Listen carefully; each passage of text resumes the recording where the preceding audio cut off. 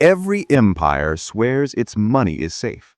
Every government insists its promises will last forever. And every time, history proves them wrong. From Rome to France, from the Confederacy to modern Lebanon, people have woken up to find their savings worthless, their salaries meaningless, and their futures stolen by systems they thought were solid. Collapse isn't rare. Collapse is the rule. The real question isn't whether financial systems fail. It's how you protect yourself when they do. The illusion of permanence is the most dangerous financial mistake of all. We look at our bank balances, our national currencies, and we assume they are bedrock. But money is not bedrock.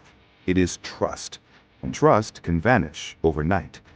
That's why history is so brutal and so useful. Every collapse leaves behind a trail of lessons, patterns, and warnings about what actually protects wealth and what evaporates into dust. And if you pay attention, you'll see that the survivors of these disasters weren't the ones who trusted most. They were the ones who doubted first.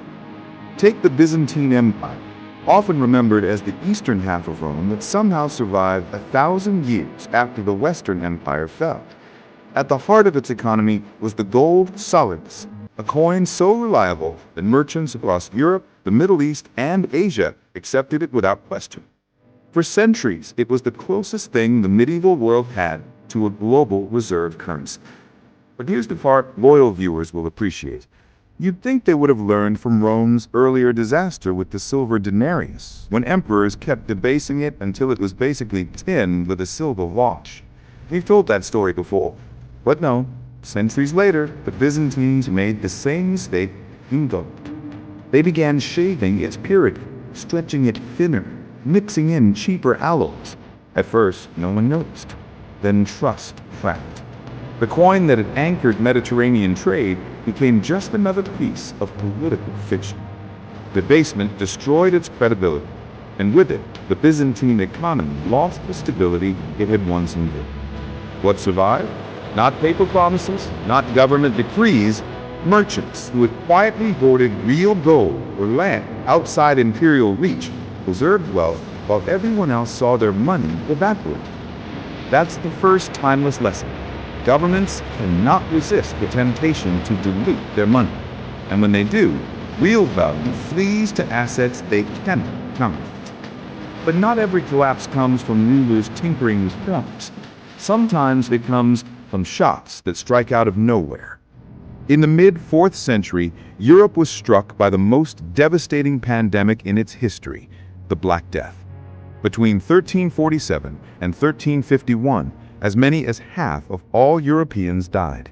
Cities emptied, villages vanished, trade routes broke down. And yet, the economic story of the plague is more complex than simple catastrophe.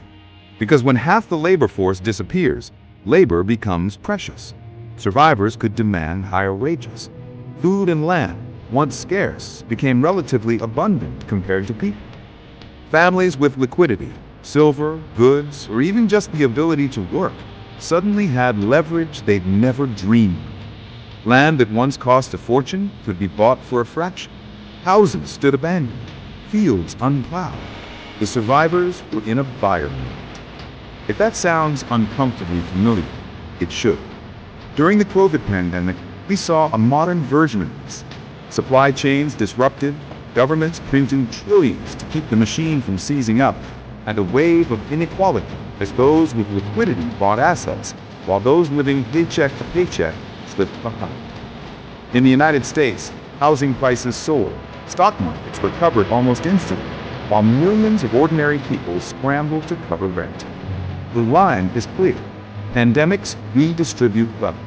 They always have. Survivors of the Black Death leveraged scarcity to climb the social ladder. Survivors of COVID with liquidity scooped up property, stocks, and businesses that others could no longer hold. The lesson is not comforting, but it is true. Crises reward those with reserves and punish those without them.